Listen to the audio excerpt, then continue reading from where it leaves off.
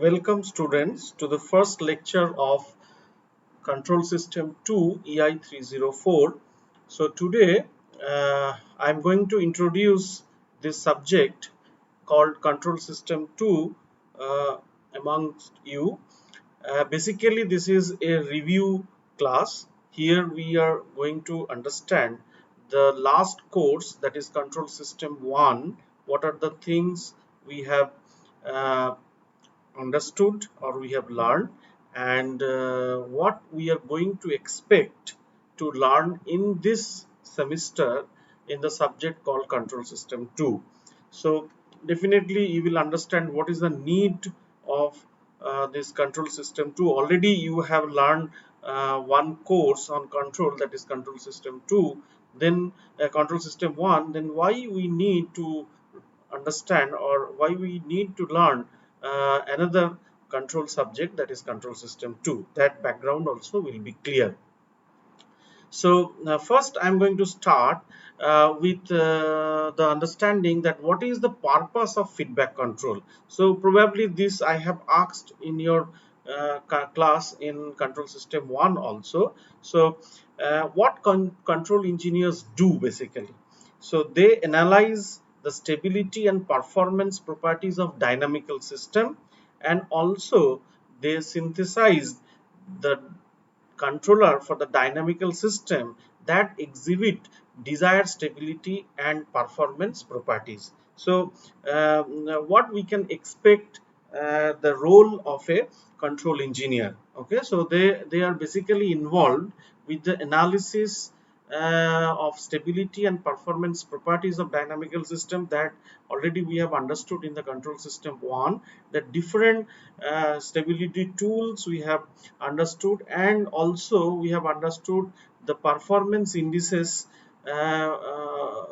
defined for a dynamical systems. Also with the help of different concept, we have understood that how we can synthesize or design the controller for the dynamical system such that the overall closed loop system exhibit the desired stability and performance properties.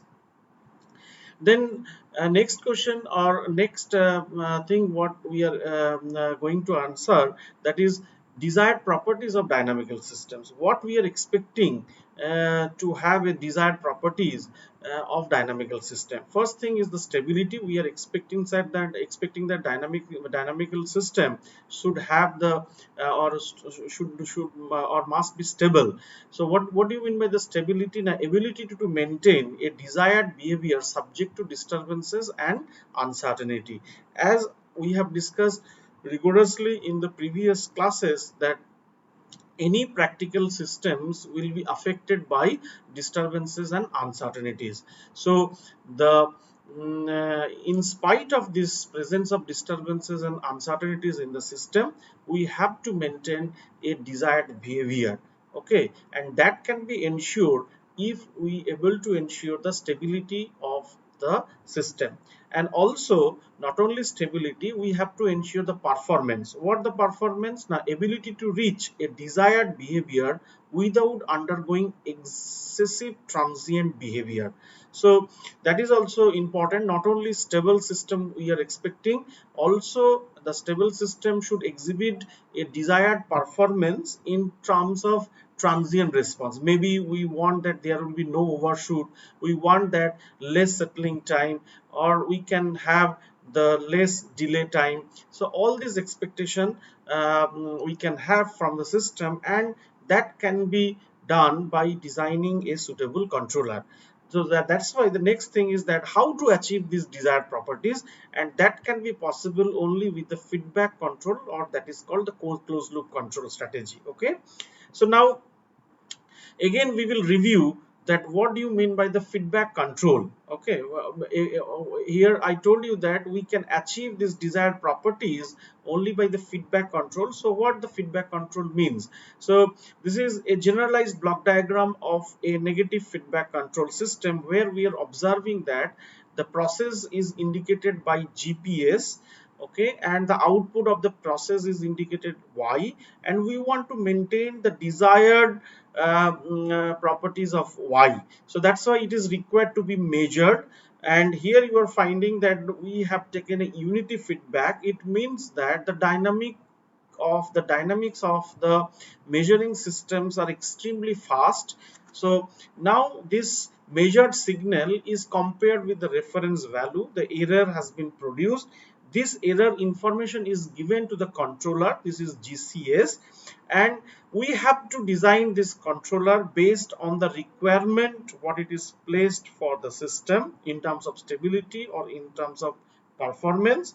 And that controller, along with this information, whatever the error information we have, it will produce a control action which will be executed by a suitable actuator, which is not shown here. The actuator dynamics is included, you can say, in the process. And that actuator is going to actuate the manipulated input to the process such that the desired output can be produced. Okay, so that's why the goal is that design a controller GCS so that the system has some desired characteristics. And what are the typical objective we will set? Now we can have to or we have to stabilize the system, which is called stabilization problem, or sometimes we have to regulate the system about some design problem or design point, which is known as regulation problem. Or sometimes it is required to follow a given class of command signal. Maybe we want to follow a step signal, or we want to follow a ramp signal, which is known as tracking problem. Or overall we can expect that we want to reduce the response of disturbances to the desired response, which is known as disturbance rejection. So these are the expectation or typical objective will be set to design the controller. Okay, and how it can be done? Now note that a typical control system includes a sensor, actuator and control law. So sensor, actuators you have to select, and control law you have to design. As a control engineer, you have to design the control law and you have to select the suitable sensor and actuators. So that's why a good selection of the sensor and actuator can greatly simplify the control design process.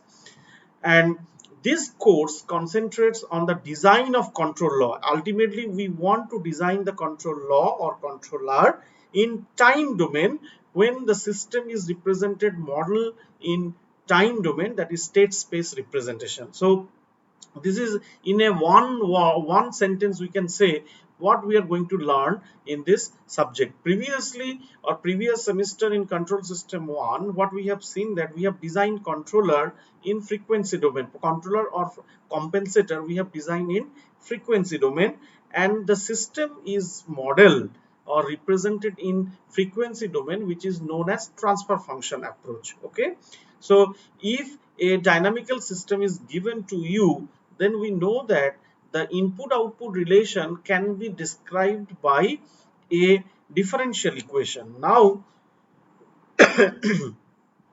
from the differential equation, we can represent the system in frequency domain, which is known as transfer function. Once we know the transfer function, then we can analyze the system stability, as well as we can design the controller that we have probably seen in the control system 1 by designing the PI controller, P controller, and also the compensator, that is lead compensator, lag compensator, lead lag compensators. Okay, so now in this course we want to move from the modeling of a system from frequency domain to the time domain, which is known as state space representation, and also we want to design the controller in time domain. So previous course was mainly focused on frequency domain approaches, and this course definitely focuses on the design of controller and the system representation in time domain, which is known as state space representation. And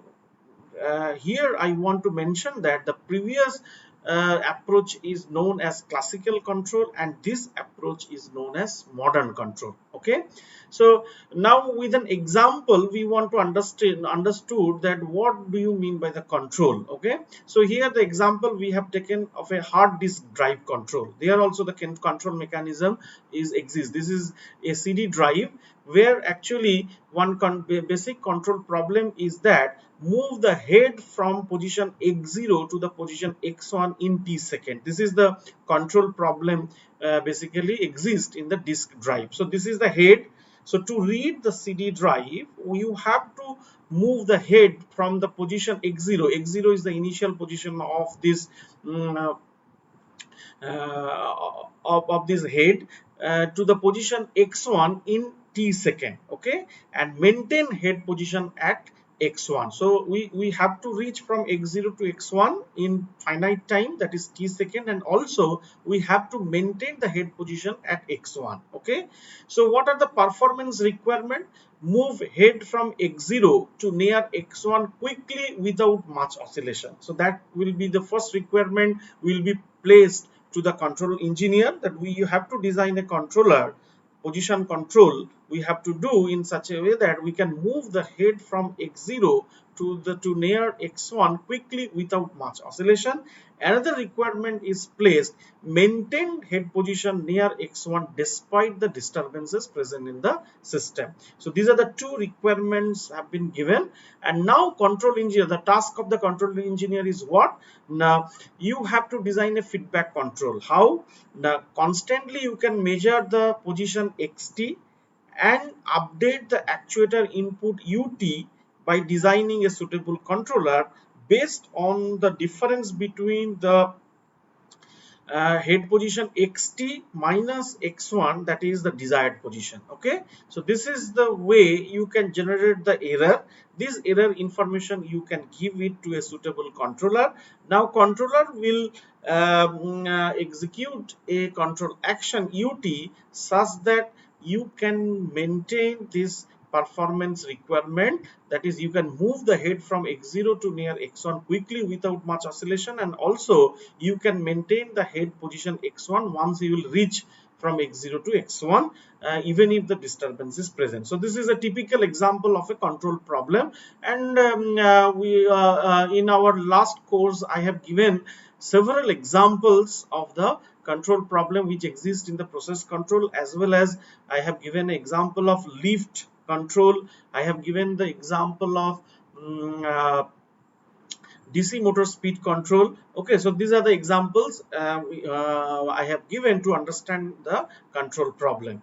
Now we want to review some of the basic notions which is very useful concept is used in control theory. So what are the basic questions? Now we want to know what are systems, what do you mean by the systems, and what do you mean by the dynamical systems, and what do you mean by a linear systems, what do you mean by time invariancy, and also the next question comes that how we will model a dynamical systems. That is very important, and from there we will try to understand that in this course what we are expecting to learn, okay.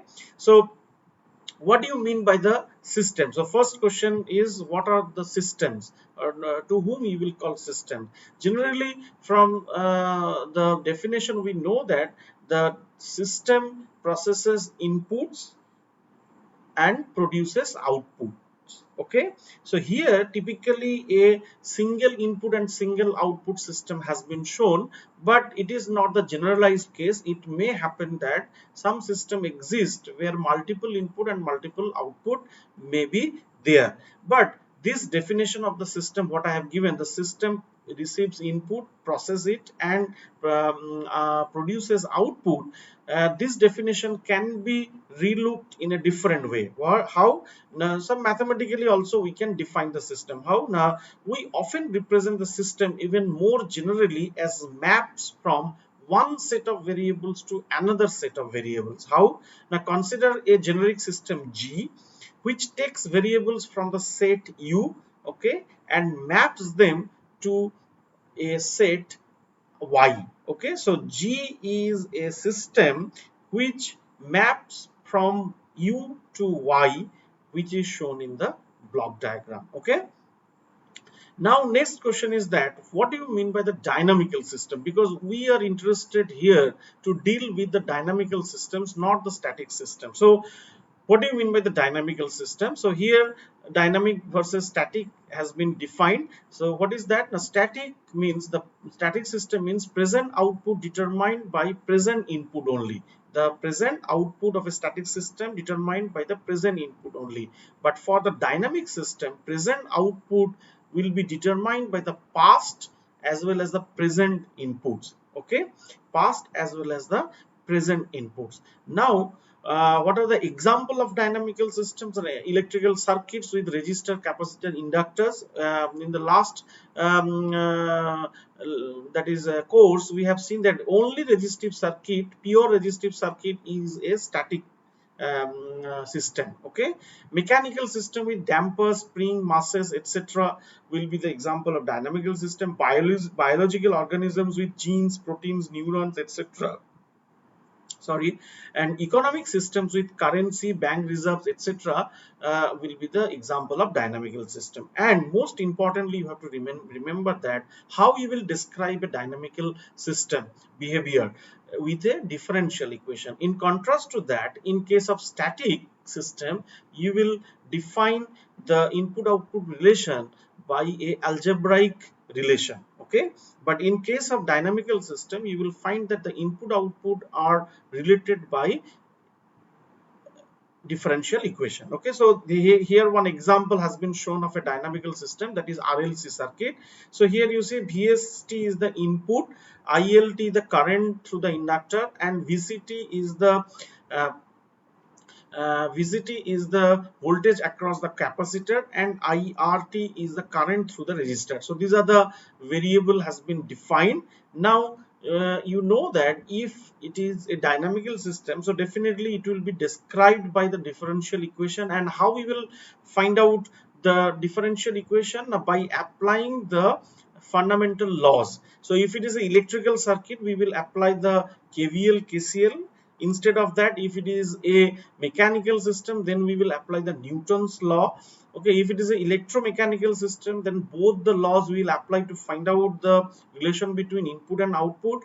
And if it is a chemical system, then we will try to write the mass balance equation to find out the input output relation. So here we have applied the Kirchhoff's law. So now the first equation we can have, that is VCT equal to VCT, this voltage is equal to the summation of these two voltages, that is VST minus L into didt. Okay, L into didt.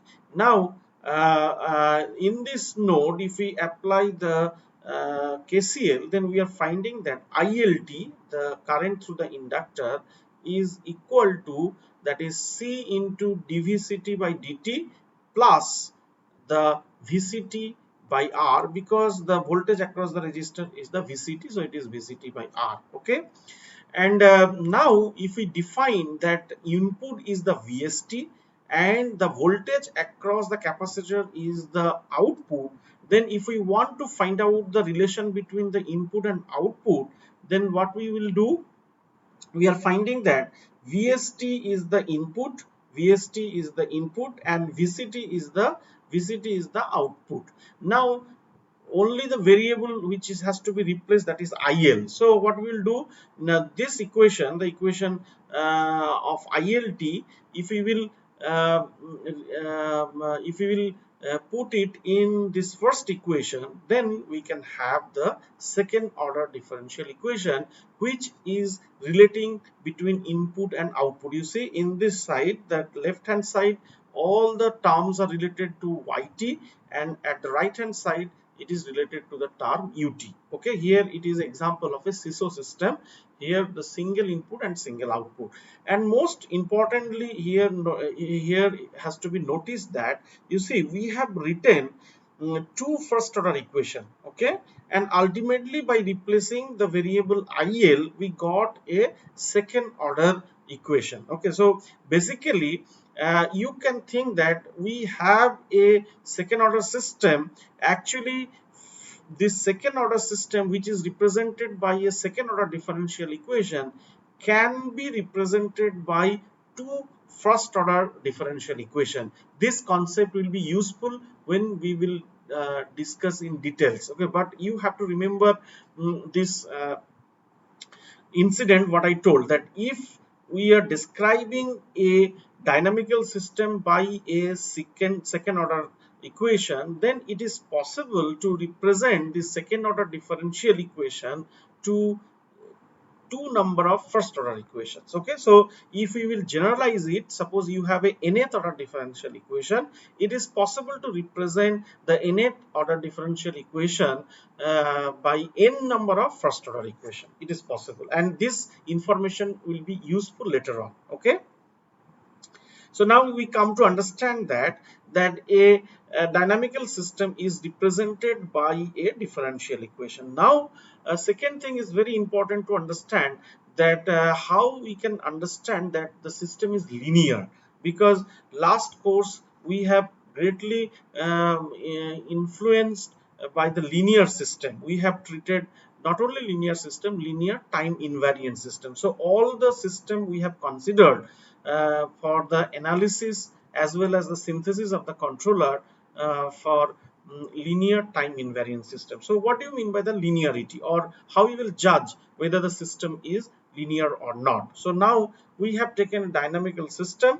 which is whose input is u, output is y. So y is g of u, okay, where u is u of t for all t, and y is output y of t for all t. Okay, if this dynamical system is linear, then it is going to obey the superposition principle. What the superposition principle is saying, suppose you have a input y, and for that you are getting output y, that is g of u.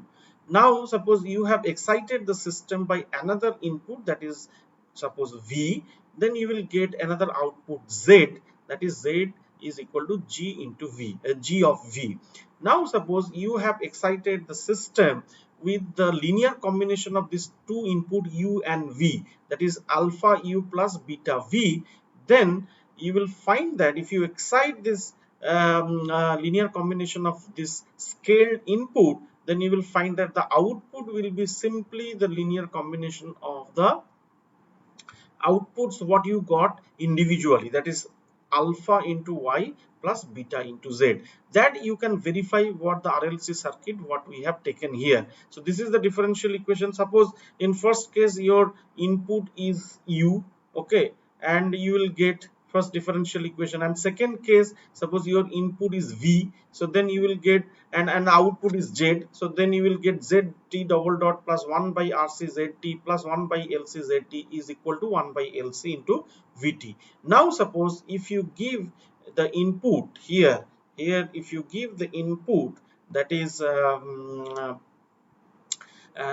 alpha into u plus beta into v, okay, then you will find that the this equation implies that the output will be what?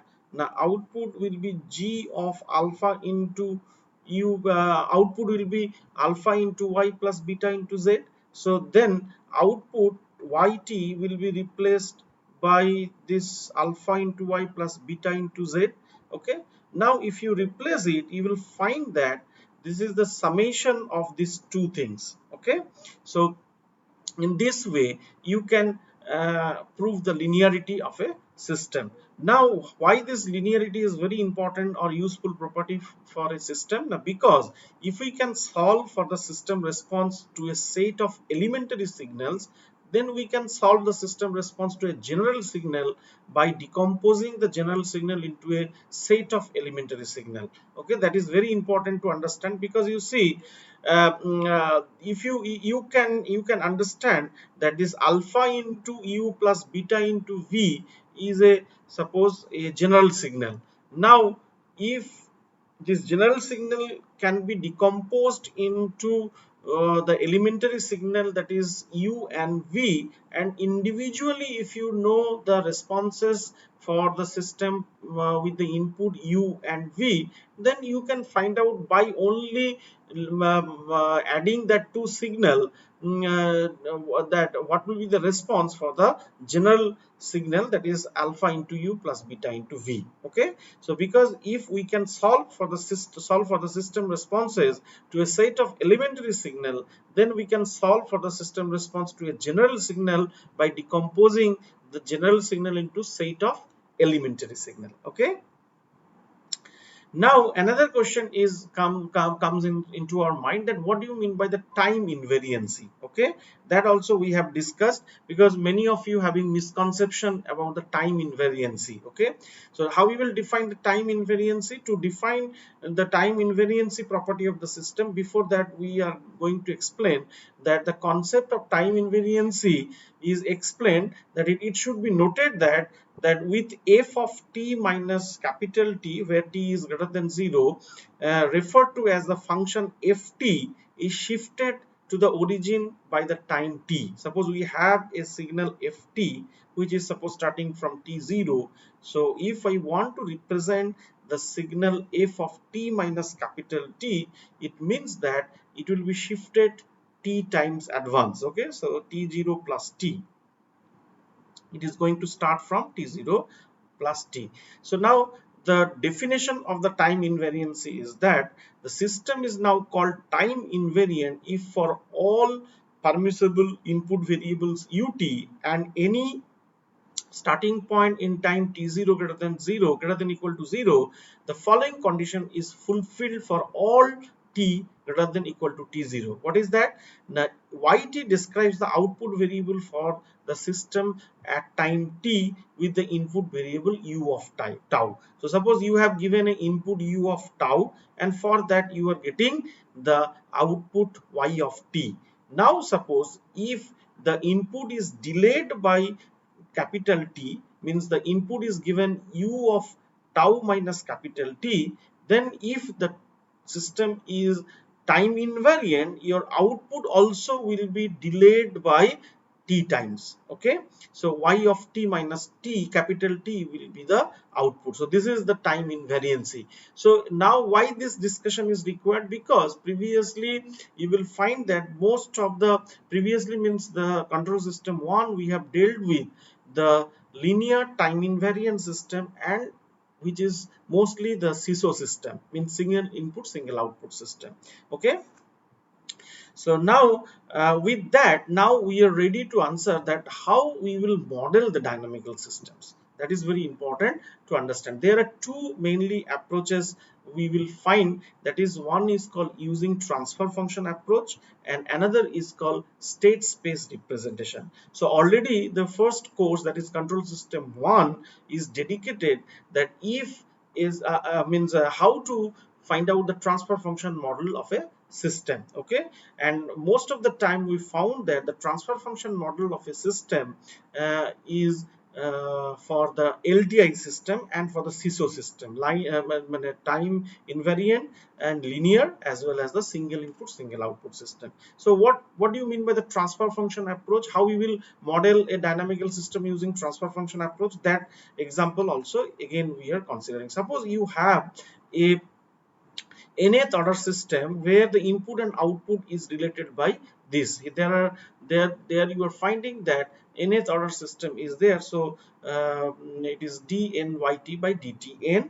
Okay, so now if you take the Laplace transform of y, that is y of s, and if you take the Laplace transform of u, that is u of s, and if you assume that all the initial conditions are 0, then you will find that this differential equation will become a algebraic relation. Okay, so here you are finding that s to the power n plus a n minus 1 s to the power n minus 1 plus a1 is a0 y of s, and here all the here the polynomial which is multiplied with y of s, and this polynomial is multiplied with us. Now we are ready to find out the transfer function, that is y of s is equal to gs into us under 0 initial condition. Then gs will be defined by the ratio of these two polynomials. Okay, and this g is known as transfer function. So similar approaches can be applied to RLC circuit. What we have taken example where we have found out the dynamical equation, okay, or the differential equation. Suppose if we want to find out for this what will be the transfer function, then what we will do, we will take the Laplace transform at the both side, assuming all initial conditions are 0, and then we will find out the ratio of Laplace transform of ys to u of s, and definitely you will get the transfer function of the system is 1 by LC by s square plus 1 by RC into s plus 1 by LC. Okay, so this will be the transfer function for the system. So now at this point we want to discuss that what are the problems we will face if we are going to model a system using transfer function approach. Okay, in contrast to that, we have another approach, that is state space approach. So then we can understand why this state space representation is required, although the transfer function as approach exists to model a dynamical system. So some of the salient point we will raise while modeling a dynamical system using transfer function. What are they? Now, in previous semester we studied several methods of analysis and design of feedback control system in frequency domain. Those methods require the physical system model in the form of a transfer function. The transfer function model suffers from certain drawbacks. What are they? The transfer function is only defined under zero initial conditions. So whenever we are considering a dynamical system, if we want to model a system using transfer function, always we have to assume the zero initial conditions. Next class we will see if we will not assume the zero or if you will assume the zero initial condition for certain systems, what can happen, what are the problem can happen that we are trying to understand. Okay, so it is not advisable or it is not good that always for a dynamical system to assume initial conditions are zero. So if we want to do the analysis of a system keeping the initial conditions, then the transfer function approach is not useful. Okay, next is the transfer function model is only applicable to LTI system, means linear time invariant system. So if we are going to model a nonlinear system, then this transfer function approach modeling is not possible to represent a dynamic nonlinear system. Okay, and also for a time varying system it is not possible.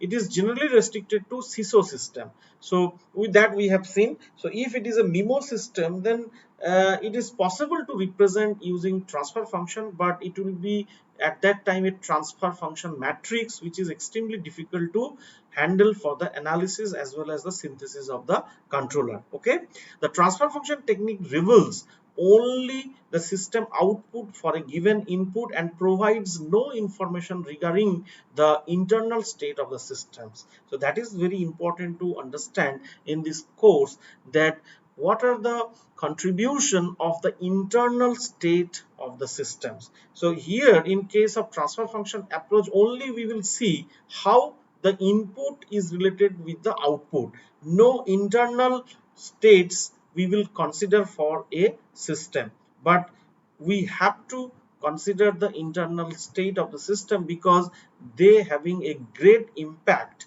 in the system response as well as the designing of the controller. Okay, so these are the main points we have to remember about the drawback of transfer function modeling. So this discussion actually, from this discussion we feel that the needs of a more general mathematical representation of a system, such consideration have led to the development of the state variable approach. So we need a more generalized approach where we should not have these limitations what we have faced in the transfer function approach. Okay, so now we will find that all these drawbacks can be removed by the state variable state space representation or state variable approach.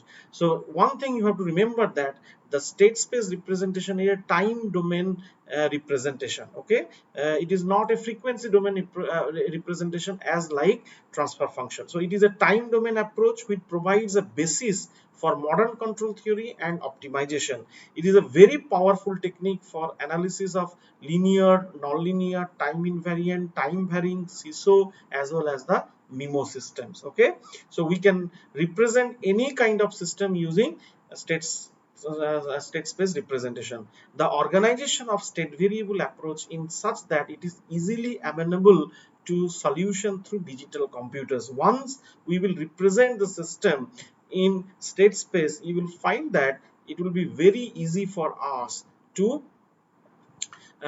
solve any system using digital computers. Okay, and then obviously the next thing we can ask that what we can expect to learn from this course. So we want to answer in this course that the following questions, that is, what are the state space models, why should we use them? How do we develop a state space model for a dynamical system that may be linear, nonlinear, seesaw, or MIMO? Okay. How are they related to the transfer function used in the control design? Means, suppose if we have a state space representation, can we find out the transfer function from the state space representation, or the vice versa? Means, if we have a transfer function, can we find out the state space representation for the given system? How do you find system response when the system is represented in state space? Okay, once the system is represented in frequency domain, means in transfer function, then for a given input easily you can find out what will be the system response. That we have learned in the last semester. But now if the system is represented in state space, then how you will find out the system response for a given input? Okay, and lastly, which is very important for a control course, that is, how do you design a controller when the system is represented in state space? Okay, so all these answers we are going to give in this course, along with some other issues, that is, we will bit discuss about the analysis of the nonlinear systems also, because most of the time you will find that the state space representation or the analysis of a system when the system is represented in state space we will do for the linear time invariant seesaw system, but we will learn how we can represent the system in state space for linear, nonlinear, seesaw, and MIMO. But for the analysis as well as the synthesis of the controller, we will mainly concentrate on the seesaw linear time invariant system. Also, at the end of the course, we will see how to analyze a nonlinear system, and also how to design controller for the nonlinear system if time permits, or how to find out the or how to comment about the stability of a nonlinear system. So these are the issues also we are going to learn in this course. And also here I want to mention that one very important thing as a prerequisite it is required for the course, that you have to understand the control system. One, you should have a knowledge of basic control theory, that is important. Along with that, you should have a knowledge of matrix theory. Okay, so here you will find that this course is greatly influenced by the matrix theory. So those who have forgotten about the matrix theory, I will ask them to review the matrix theory also. Okay, and here also one part is exist in the course, that is review of linear algebra. So that we will do definitely as when it is required. So I think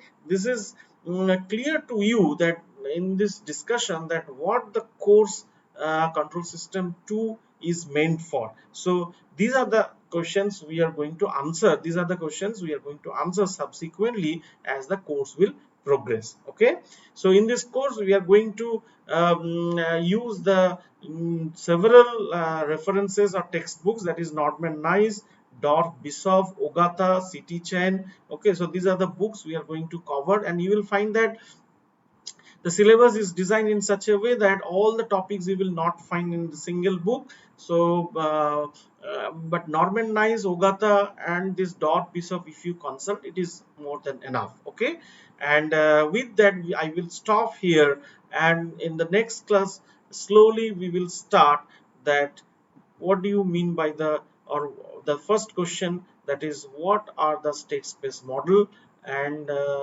how a state space representation can be developed for a dynamical system. Okay, thank you.